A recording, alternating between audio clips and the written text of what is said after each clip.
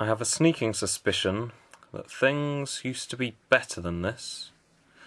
Can't quite place it, but something's definitely amiss. I seem to remember rather more colour. I don't know, maybe it's just me, but I'm fairly certain life never used to be so stationary. This isn't quite what I envisioned. This is not what was foreseen when I flew the nest those years ago with a head full of dreams.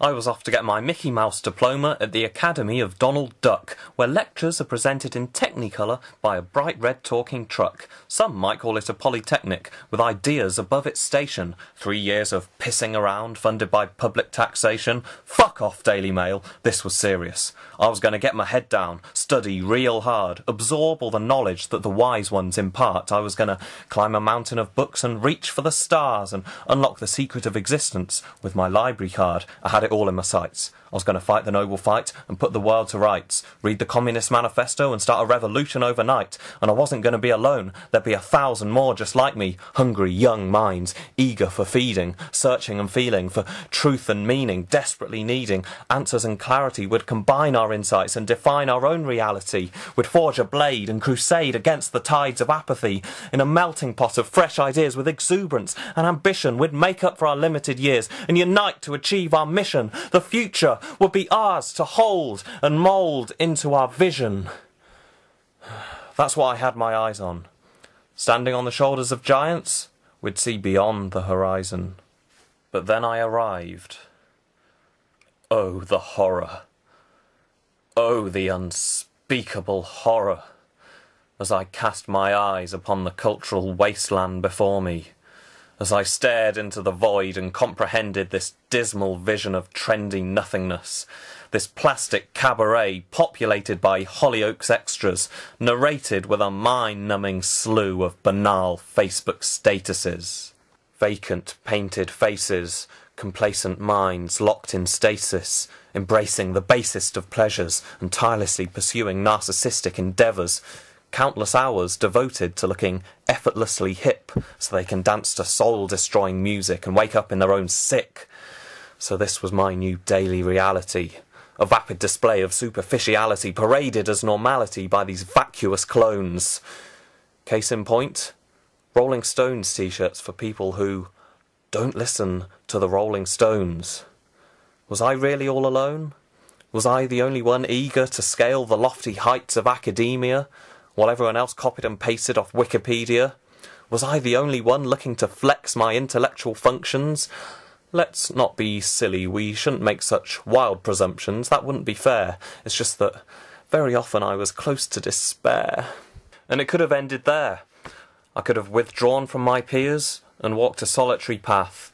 Alone I could have waded through the quagmire, steadily building myself an ivory tower. Fortunately, I was spared such a lonely fate, and like so many before me, I found salvation in companionship. But this wasn't just any old bunch of stiffs. No, we were something special. At least, we thought we were. A motley bunch of misfits, united, young and gifted, clenched-fisted, a fellowship of twisted minds rising from the cesspit, liberated from the mind-numbing, stifling humdrum in a landscape dictated by Hollyoaks. We were the young ones, the reincarnation of Zappa's hungry freaks, residing in our flying circus at 28 Brazil Street. We breathe our own reality into existence, warped and distorted, our red brick walls supported by the mortar of our collective imagination, projecting onto the virgin white surfaces the dazzling colours of our creations. It's like orchestrated madness with a solid foundation. We have a rodent infestation. We also have an unwritten mission statement. It goes like this. We will have visions and we will melt minds. We have made an enemy of the kitchen. It is alive and it is trying to kill us. It has developed its own ecosystem and the plates have learnt to crawl. We used to have a sink. I can't find it now. We are under siege from a highly regimented army of pathogenic microbes who permeate the air as a single malevolent consciousness. Of course, none of this filth has absolutely anything to do with me whatsoever. We escape from the squalor of this existence by getting obscenely high and contemplating the infinite. Alternatively, we may choose to watch scat videos and dwarf porn until the sun comes up and our eyeballs bleed. Either way, we are safe in the knowledge that we are expanding our minds and that we are better than everyone. A typical evening. Eyes bloodshot and bleary. Minds on fire, not tired nor weary. Into the night, we're awake but we're dreaming. Brains changing shape, hearts racing, minds reeling. We're so fucking high, we're embracing the ceiling. Another viewing of Yellow Submarine. Each screening revealing new layers of meaning. Another naughty cigarette seems rather appealing. We are reaching a higher level of being, we are one. What we're creating can never be undone, this shit's eternal. Like the inferno burning at the heart of the sun. A nuclear fusion, a beautiful union of hearts and minds. This is no illusion, this shit's real, I can feel it, this is one of a kind. This is no commodity, this has no price, and if we let it slip away we'll regret it, because they say that lightning never strikes the same spot twice. Were these just the delusional ramblings of an overactive brain saturated with THC? Did the green fog serve to obscure the simple truth that we were, in fact, just another bunch of stiffs? Okay, so we had visions, and we even melted a few minds, and it was a jolly good laugh. But is that all it was? Just some elaborate farce? Just a work of fiction in which we each played our parts?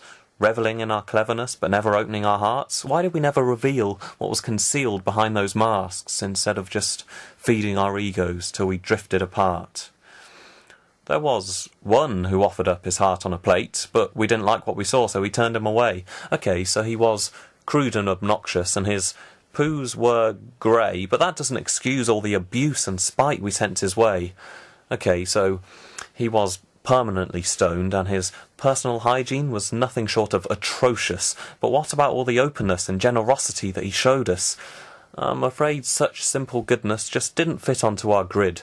We were above such trivial nonsense, so we just scorned everything he did. In our eyes, he became dehumanized as he wallowed in his den of sin. We should have been looking in the mirror, but instead it was quicker just to think, at least I'm not like him. Oh, how enlightened we were. Oh, what shining beacons of humanity. Hiding behind dry smiles, taking delight in our witty insights as we laughed at the world sardonically. It's not easy to be emotionally engaged when you're living life ironically.